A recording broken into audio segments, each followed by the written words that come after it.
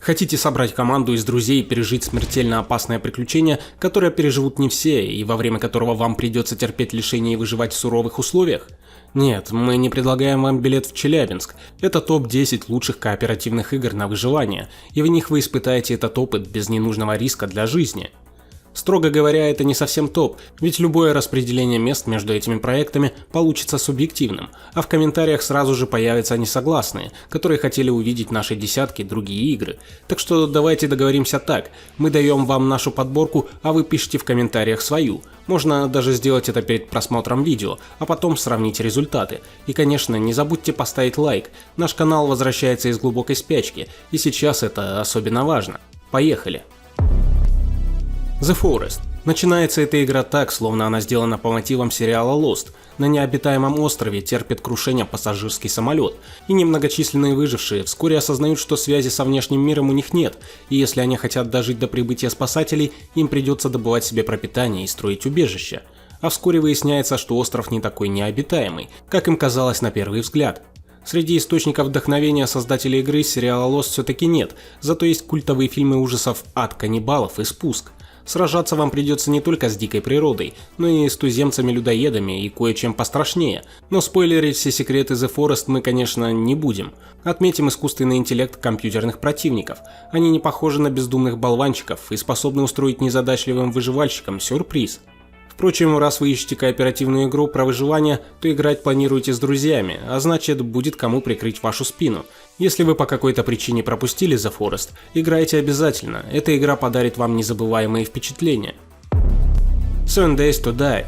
Следующий проект нашей подборки лучших выживачей для игры с друзьями находится в режиме раннего доступа аж с 2013 года и, похоже, останется в нем навсегда. Впрочем, вопреки слухам, разработчики из The Fun Pimps свое детище не забросили, и работа над проектом продолжается. В чем же рецепт 7 Days to Die?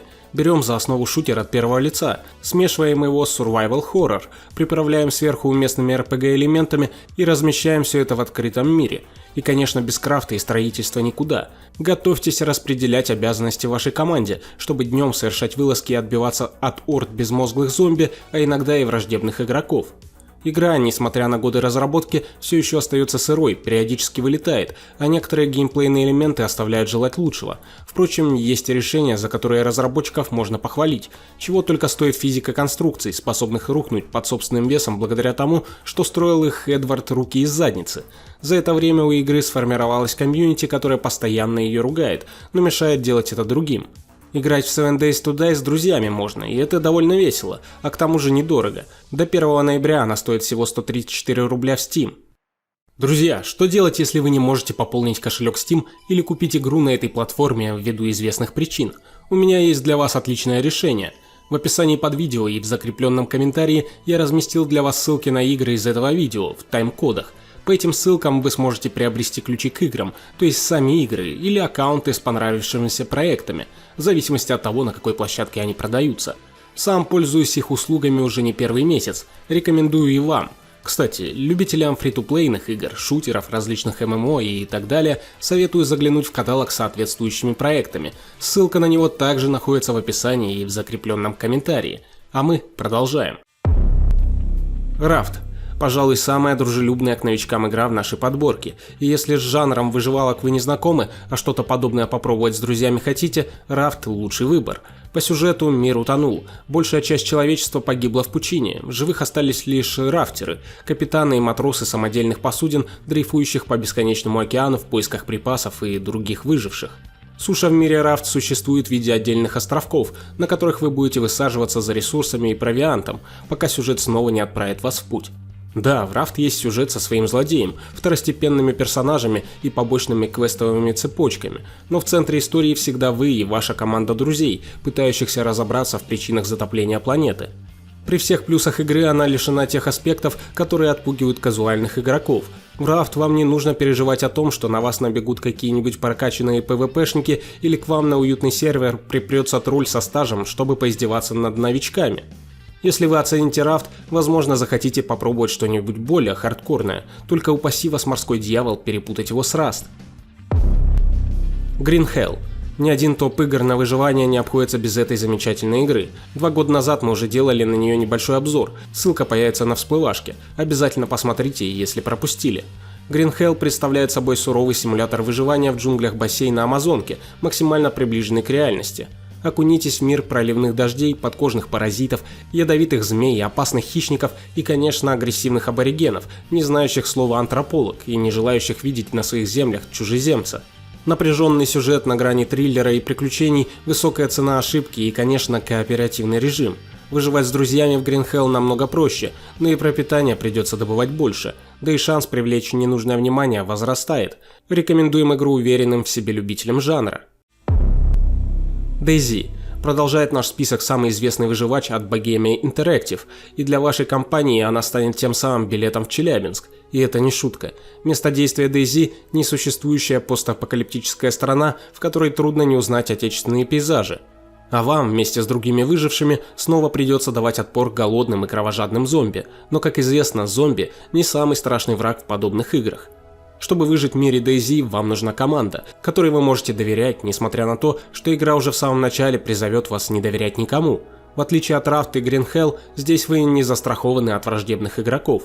Возможно, встроенный голосовой чат поможет вам с ними договориться, но надеяться на это особо не стоит.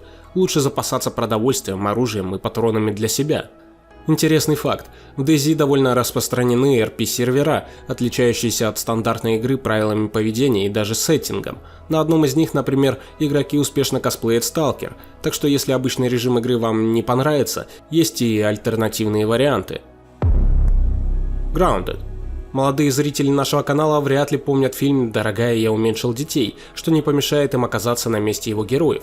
По сюжету Grounded вам предстоит выживать в самом опасном месте на планете, буквально у себя во дворе. Правда, есть один нюанс. Герои уменьшены до размеров насекомых, и теперь даже самый обычный домашний паучок представляет для них смертельную опасность. Похвалим разработчиков за отличную идею показать привычный мир с непривычного ракурса. Таких опасностей в других играх на выживание вы еще не видели. Но, увы, у игры есть проблемы с балансом, а местами она упирается в довольно однообразный гринд, что делает ее скучноватой для одиночного прохождения. Другое дело мультиплеер. Даже самая унылая рутина становится в 100 раз веселее, если делать ее в хорошей компании. Готовы собраться в рейд на паука? Тогда устанавливайте игру. Don't Starve Together. Даже если вы никогда не играли в Don't Starve, вы наверняка видели фрагменты этой игры. Стилистику в духе мультфильма от Тима Бертона трудно с чем-то перепутать. Игра собрала множество наград, получила несколько удачных дополнений и обрела преданную аудиторию. Не хватало в ней только мультиплеера, который разработчики прикрутили через 3 года после релиза и назвали эту версию игры Don't Starve Together. Группа игроков каждый раз попадает в новый мир, в котором им предстоит выживать в условиях постоянного дефицита ресурсов и продовольствия, а заодно отбиваться от разных жутких тварей, некоторые из которых вполне могут оказаться порождением воспаленного воображения. Сохранить психическое здоровье в Don't Starve так же важно, как и не умереть от голода или холода, а кооперативный режим проверяет на практике идею отца дяди Федора. Закончиться ваше приключение может как гибелью всей группы, так и спасением, но скорее всего вы остановитесь на варианте с перемещением в другой мир и началом нового приключения. Затягивает Don't Starve Together всерьез. Satisfactory. На этом месте мог оказаться небезызвестный Rust, но, во-первых, мы сегодня его уже вспоминали, а во-вторых, мы вспомнили традицию добавлять в наши подборки какую-нибудь годную, но не очень известную игру в раннем доступе, так что Rust в этот раз обойдется без места в топе лучших игр на выживание, его вы все и так знаете, а мы вам расскажем про Satisfactory. В большинстве выживалок вы привыкли довольствоваться малым. Если есть брезентовая палатка, съедобные грибы и костер горит, можно сказать, что жизнь удалась. В Satisfactory у вас куда больше ресурсов, но и задача стоит посерьезнее. Пустить в оборот целую планету во благо своей могучей корпорации, если, конечно, эта планета не пустит в расход вас самих.